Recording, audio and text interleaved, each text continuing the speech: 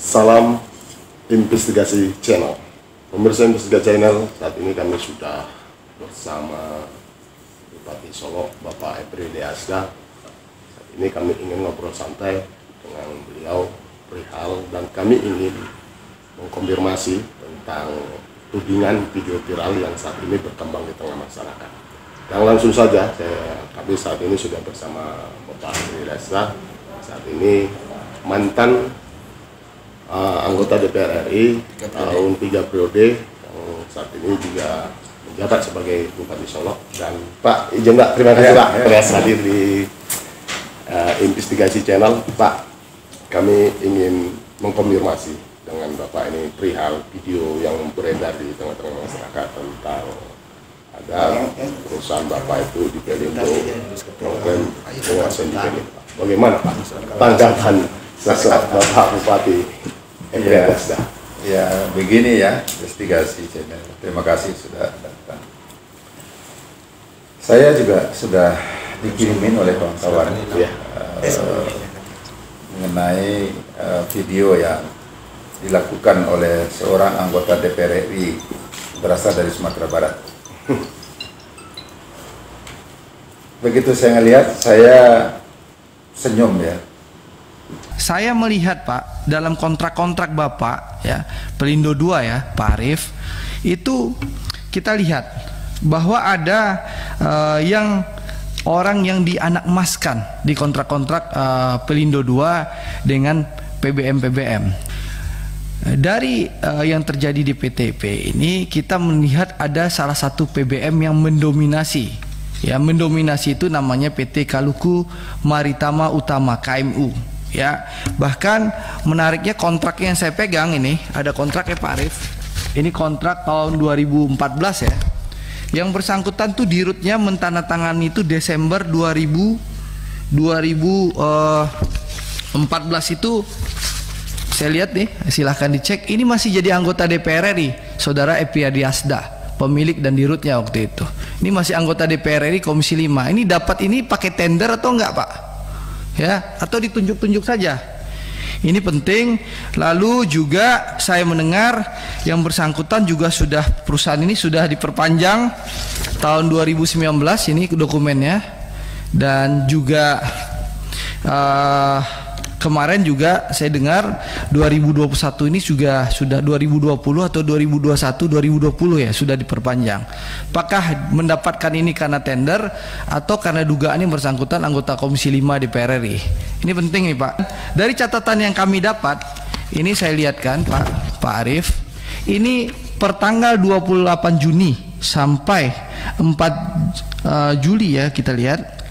Itu kalau di PTP, di Pelabuhan Dermaga PTP itu ada 20 kapal berbagai PBM ya.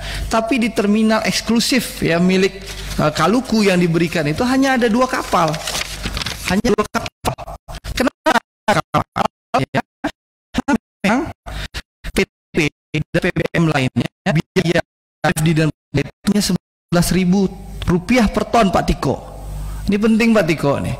Nah, Kaluku ini biayanya 22.500 per ton.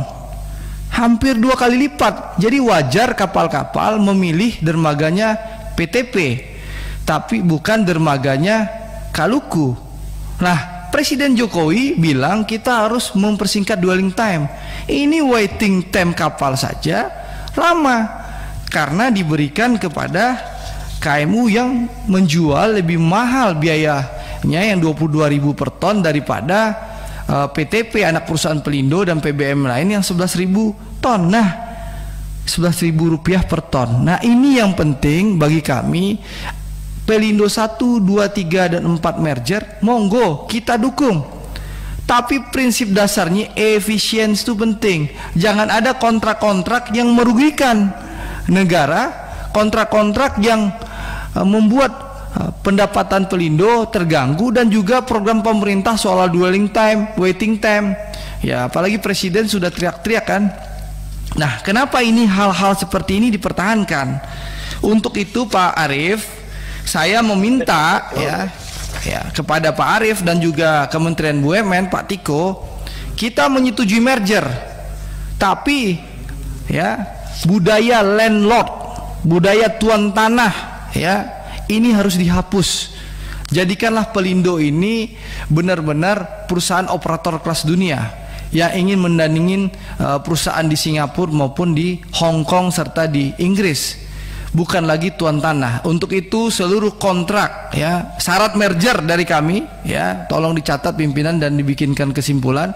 Syarat merger dari kami, ya, kontrak-kontrak yang bermasalah, ya, apalagi pelabuhan Kaluku ini panjangnya saya dengar 600 meter, panjang, bagus, premium. Sedangkan PTP anak perusahaan Pelindo pelabuhannya kayak L, ya, 450 meter panjang lalu menyamping 250. Masa orang yang luar dapat pelabuhan yang lebih bagus daripada anak perusahaan Pelindo dan bisa jual lebih mahal, akhirnya kapal antrinya lebih panjang. Nah, untuk itu yang begini-begini direvisi, ya, jangan takut, ya, karena mungkin dulu anggota DPR, sekarangnya anaknya anggota DPR juga, saya minta Pak Arief punya nyali gitu loh, ya, punya nyali.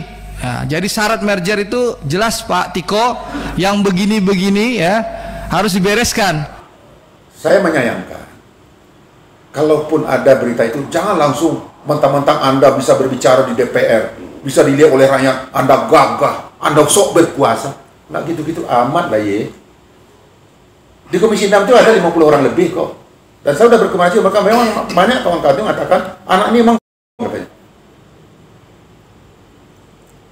Saya pertamanya nggak percaya juga, tapi saya lihat, oh iya, semua orang musuhan sama dia kan. Dia siapa itu? Pak Mulyadi, Pak Fahrizal, Pak IP Irwan Praitno, yang nggak ada hubungan apa-apa, termasuk Buya. Bahkan dia carikan sesuatu untuk membuktikan apa itu tulisannya, dia sewa juga kan. Harusnya sebagai tokoh, ya, nggak layak itu kita lakukan. Kita harus melihat pekerjaan kita ini adalah wakil rakyat Sumatera Barat yang bermanfaat untuk rakyat Sumatera Barat yang kita perjuangkan. Ini yang dilakukannya apa? Menyuguh-nyuguh perusahaan orang lain. Perusahaan saya itu ada jauh dia sebelum dia jadi anggota DPR. Sebelum saya jadi anggota DPR. Perusahaan saya ini, saya berkembang di pelabuhan itu mulai tahun 96. Ya. Tahun 97 saya sudah buka perusahaan sendiri. Dan tahun 2000 saya sudah punya terminal operator sendiri. Pelindo itu, Pak? Iya. Saya sudah jadi terminal operator, begitu terminal operator tidak tenderkan awal, saya sudah dapat tahun 2000, Pak. Tahun 2010, 2005 tender lagi, saya dapat lagi, Pak. Ditenderkan secara resmi, saya pemenang.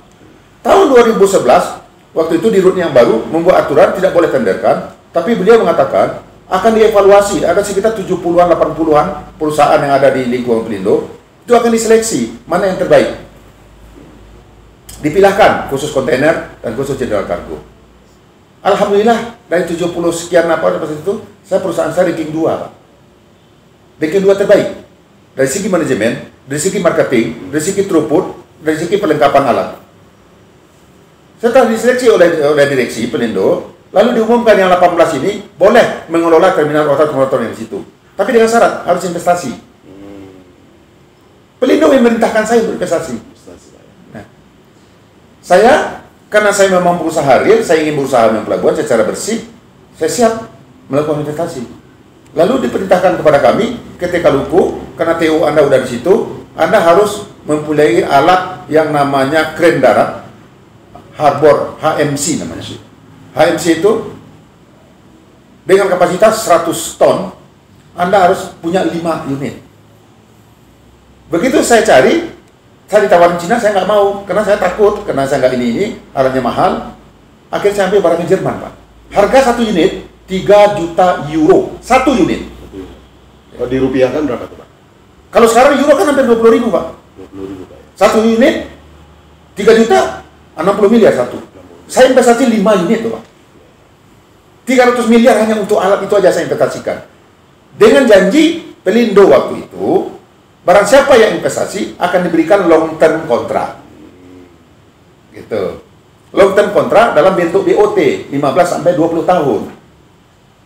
Dan Pak Dirutnya waktu itu mengatakan, orangnya betul visioner, beliau ingin menjadikan Pelindo ini sebagai pelabuhan internasional yang bertaraf internasional. Nah, jadi untuk meningkatkan kinerja throughput kegiatan bongkar muat barang, ya, loading and discharging kargo, itu diwajibkan terminal operator yang mengelola itu memiliki alat untuk melakukan kegiatan bongkar muat. Saya, karena memang saya saya mengerti, saya siap investasi. Lalu kami disediakan juga namanya alat bongkar muat yang di darat, seperti trucking. Truk saya 100-an lebih loh Pak. Di Pelindo itu? Di Pelindo itu Pak, 100 lebih truk saya siapkan untuk mendukung kegiatan bongkar muat di pelabuhan. Forklift saya yang mulai dari 5 ton, 2,5 ton, 5 ton, 10 ton, sampai 25 ton, saya miliki beberapa unit Pak. Jadi perlengkapan saya itu komplit di sana. Cuman begitu dirutnya ini diganti, ya kan? Yang proses saya justru karena entah masalah apa, dulunya Pak Dirut yang lama mengeluarkan instruksi bahwa setiap kapal yang masuk ke pelabuhan Tanjung Priok itu wajib memakai kren darat supaya untuk mempercepat proses bongkar muat. Karena perintah Pak Jokowi waktu itu memang bagaimana arus barang ini cepat dan juga jangan ada masa tunggu kapal di luar sana. Sehingga dengan masa kegiatan lama membongkar barang itu jangan lama.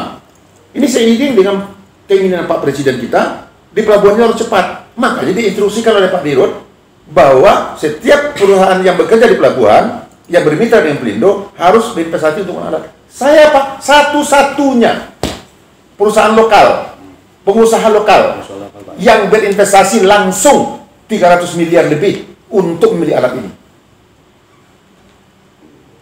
Cuman karena ada masalah teknis, Pelindo tidak bisa menjamin memerintahkan setiap kapal yang masuk itu ya harus memakai kren darat. Sehingga pemakaian kren saya itu nggak maksimal, Pak. Ya. Coba bayangkan dengan 300 miliar investasi hanya untuk alat itu saja. Kalau saya duit banknya berapa bunganya itu, Pak? Sedangkan penghasilan kami di Pelindo itu berapa? Apalagi profit sharing dengan Pelindo sekarang ini. Dari grossnya itu Pak, untuk Bapak ketahui, tarif ditentukan oleh asosiasi dan Pelindo, oleh pemerintah. Asosiasi dan Pelindo sendiri ditetapkan sekian. Dari total gross ini Pak, 40% kami bayarkan ke Pelindo. 60% untuk kami. Semua biaya operasional kami, biaya marketing kami, kegiatan bongkar muat ini, penganggapan itu kami semuanya Pak. Kami hanya dapat 60%. Gross loh, bukan dari net loh Pak. Gross. Dan sekarang Pak, setiap kegiatan kapal kita mau masuk, kebetulan alhamdulillah kapal saya gede-gede semua, membongkar 50.000 ton. Ya, kapal gede itu tuh.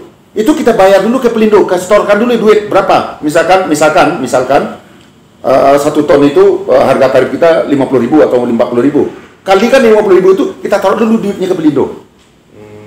Nanti setelah selesai baru dihitung oleh Pelindo berapa yang ini semua, karena ada yang langsung, ada yang melalui dermaga, dihitung semua bagian aturnya, baru sisa dikembalikan ke kita setelah seminggu.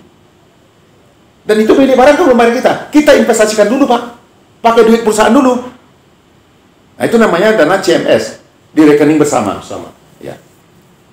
Itu yang dilakukan oleh Pelindo.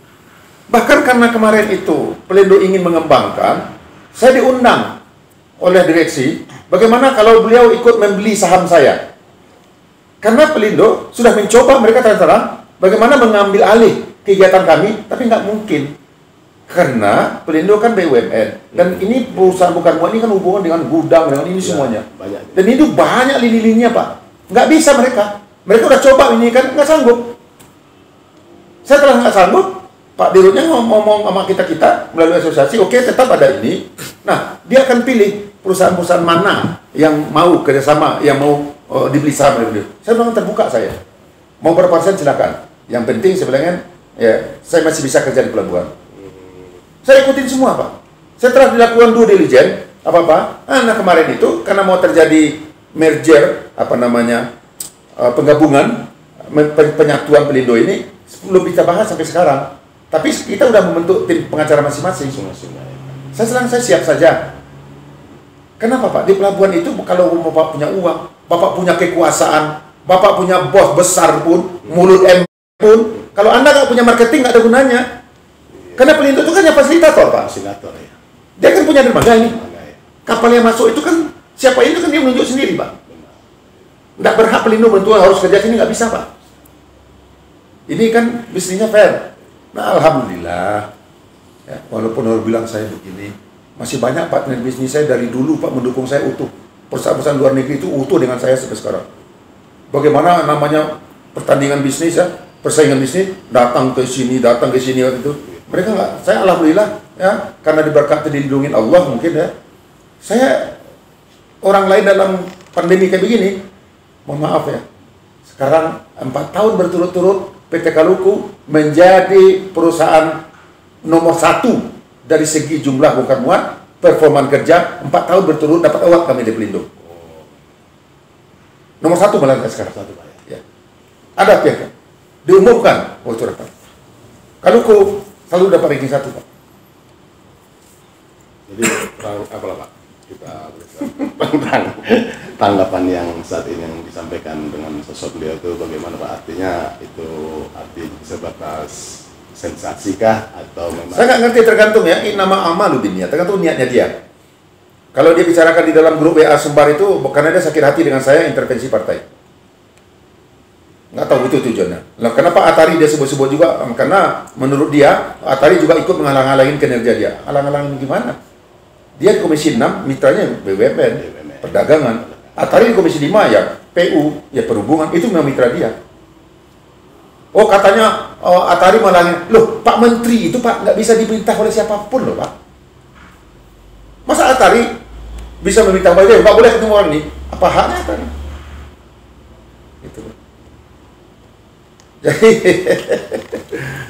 saya melihat ya apapun itu saran saya ya, dan ini nggak berhak bicarakan, cuma imbauan kita jadilah tokoh-tokoh wakil rakyat Sumbar yang memperjuangkan bagaimana pembangunan untuk Sumbar. Janganlah kita menepuk air di dulang. Sekarang Sumbar kita pandemi ini rakyat kita banyak nganggur, banyak susah. Janganlah dengan egonya sendiri memperburuk-buruk lagi keadaan. Cukuplah apa yang dilakukan pada yang lain. Ya, mungkin Pak IP tipenya dia kalem, lembut, dia nggak layanin. Buya Mayadi, dia semakin dia diam saja, dia kan. Kalau saya mau maaf nggak bisa seperti itu. Saya orangnya memang responsif. Karena saya nggak pernah mau mengganggu orang selama ini. Saya kalau nggak diganggu saya nggak pernah ganggu. Jadi dia salah. Ya. Karena dia katakan saya nggak ada intervensi. Harusnya sebagai sahabat ya, dia itu duduk dekat juga dengan saya. Gerindra duduk dekat dengan saya semua. Apa salahnya ada laporan dari anak buah dia, bukan anak buah atau apalah tim dia mengenai ini? Telepon saya dong, WA aja saya. Piadi, kenapa kamu ini? Kenapa benar kamu gini-gini? Ini nggak ada. Bahkan saya sendiri nelpon dia karena dia mengundang ini kan. Piadi itu mentang-mentang udah viral ini kan dia, mentang-mentang saya akan hapus dia. Begitu mendengar dari timnya dia, saya telepon, nggak ada yang angkat. Berkali-kali saya telepon dia, nah buktinya nggak ada yang angkat oleh dia. Saya tahu lah, anggota Dewan Terhormat kan sibuk Pak, pejabat tinggi negara kan, banyak yang diurus oleh mereka. Kalau saya bupati ini kan nggak ada yang saya urus Pak. Bupati ini kan kerjaannya santai aja, menurut dia, ya kan. Padahal pekerjaan kami di bupati ini lebih banyak lagi Pak. Apalagi jangan saya pada saat begini. Saya pagi, siang, malam Pak. Harapan saya ke depan, ya, kita putra-putra Minangkabau ya, janganlah saling menjelekkan kita sesama. Harapan saya, jangan kita mempertontonkan kepada orang luar bahwa kita ini pecah di Sumatera Barat. Kan malu Pak. Dulu dengan istri Pak Iwan Pak Itno, perempuan juga ribut kayak begitu juga, sampai ada ancaman kayak begitu. Kalau saya malu Pak. Dengan pihak lain dia nggak mau waktu ini. Itu luar biasa, gaya itu petang tenteng. Ingat, di atas langit ada langit. Ya. Jabatan Anda ini nggak lama. Anda dipilih rakyat bisa menilai kok. Dan selalu mengatakan bahwa dia yang paling top yang di Indonesia sekarang. Bahkan dia tantang siapapun yang ingin coba survei di internasional, di nasional, bahwa dialah putra yang paling baik sedunia untuk Indonesia. Dia di WA-nya ada itu. Dia mengaku dia orang yang paling terkenal di Indonesia. Pesan saya, ada sahabat saya dulu, nggak usah saya sebutkan nanti dia tersinggung, dari P3 juga, di Komisi 3 juga. Siapa orang yang nggak kenal dengan beliau? Kali lantang ini semua di mana? Tapi pemilu nggak dipilih orang kok, nggak terpilih lagi. Intinya kalau Anda nggak berguna untuk masyarakat, sehebat apapun Anda nggak berguna. Saran saya, marilah kita berbuat saja untuk rakyat. Sumpah dalam keadaan begini, mari kita bersatu, kita bangun kampung halaman kita. Dan saya cari uang di sana, kan saya bawa ke kampung kita. Berapa miliar saya inikan semua, berapa yang saya lakukan untuk membangun kampung. Saya investasikan untuk membangun di daerah sini. Ratusan miliar saya bangun untuk Insinyur itu. Tiap bulan saya nombok, Pak. Saya nggak ada masalah. Asal masuk untuk kampung halaman saya. Saya tidak perlu pencitraan. Tuh caranya saya. Oke, ya Pak Bupati, terima kasih Pak atas klarifikasi yang sudah disampaikan oleh Bapak Ebri Adiasda, mantan anggota DPRD RI 3 periode dan saat ini belum menjadi Bupati Solo untuk periode 2021-2024. Demikianlah obrolan kami dengan Bapak Ebri Adiasda. Kita akan kembali lagi di lain kesempatan dan Assalamualaikum warahmatullahi wabarakatuh. Salam.